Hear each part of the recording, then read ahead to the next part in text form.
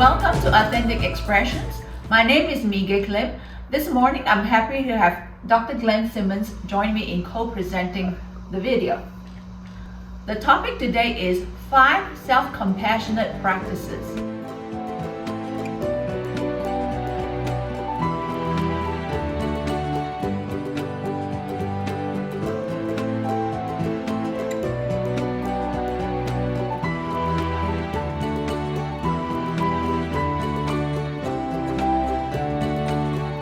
When you encounter challenges, do you take time to acknowledge your distress and disappointments? Or are you better at brushing aside your distress? Are you good at being kind and gentle with yourself? Or are you better at being heavy-handed and harsh on yourself? Are you good at nursing and nurturing your needs? Or do you frequently neglect and squelch your needs?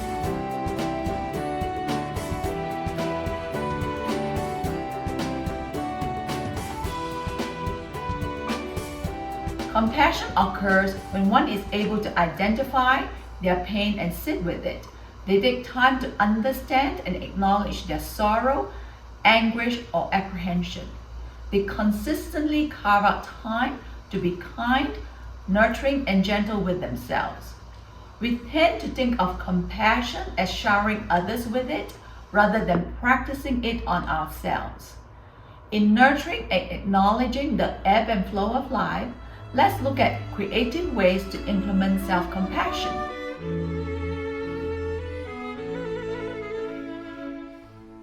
Number 1, when dealing with inner conflict or struggles, take a proactive approach and reach out to others.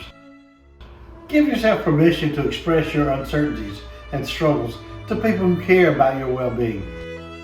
Bottling up your emotions adds to increased loneliness and preoccupation. Here's some examples of proactive approaches to consider. This has been on my mind and I wanted to get your thoughts to see if I'm taking this personally. My mother and I do not see eye to eye on this issue, and it bothers me that she does not understand my point. I'm really stuck on this inability to understand each other. Number 2, most of us spend at least 8 hours at work each day, and it is important to practice self-compassion at work. We are constantly confronted with pressures to meet weekly goals and timelines. When confronted with these weekly and monthly demands, it helps to take a proactive approach by letting others know what you can deliver within a time frame that works for you. Here are some examples of setting time-frame boundaries. In looking at my schedule, I can have this report to you by next Wednesday.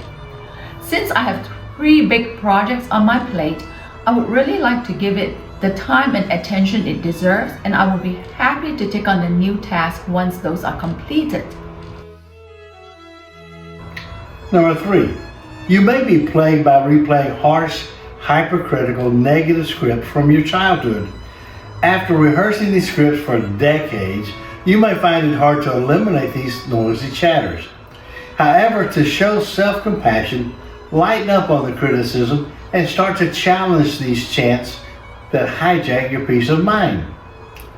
Take a conscientious effort to insert uplifting, kind, compassionate, respectful scripts in your head. Allow yourself permission to grow from your mistakes. Some examples of positive scripting to implement are: mistakes are part of the learning process, and I am entitled to make a few mistakes each day. I give myself permission to learn from my slip-ups. I choose how I define myself. The mistakes I make do not define me.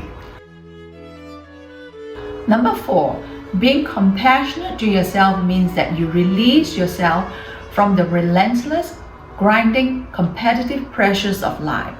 Liberate yourself from the dictates of social media and avoid getting caught up by the consumption of the latest trends or gadgets. You are not trapped or imprisoned by the prescribed performance set by societal models. Being compassionate means that your personal journey is defined by your values, your mission, and intentions. You have the privilege to set the tone for living a balanced and well-intentioned life. You're comfortable marching to your own tune. Number 5, Over time, you may have fallen into the habitual trap of being consumed by anxious, worried, or restless energy. No matter what challenges you encounter, you assume a fretful and anxious posture. Lessen the intense, browbeating, fearful energy from your history. Rather than limit yourself to a small range of destructive energy, plan to infuse and implement a wider range of energy into your life. Tap into new encounters with an inquisitive, investigative posture. Preemptively channel amused curiosity to deal with unfamiliar territory. Furthermore, embrace a spunky, gutsy conviction to explore new challenges. Here are some sentence stems to help you strengthen self-compassion. To create balance in my home life, I will. To lean into an inquisitive posture, I will. When I let go of anxious, fretful energy, I will be able to. A new self-compassionate practice to implement is. Implementing an amused curiosity means that I. Letting go of social media will allow me to. An uplifting, considerate thought to focus on each day is. When I lighten up on my hypercritical chatter, I will be able to. Habitual implementation of self-compassion will allow me to. In closing, to ignite self-compassionate practices into your life, carve out time to be gentle and kind to yourself. Discover constructive ways to nurture your needs. Let's close with a couple of good quotes. Kristen Neff says, "When we give ourselves compassion, we're opening our hearts in a way that can transform our lives." The second quote by Pema Chodron is, "Compassion for others begins with kindness to ourselves." Thank you for watching this channel, and be sure to post a key lesson learned in the comment section.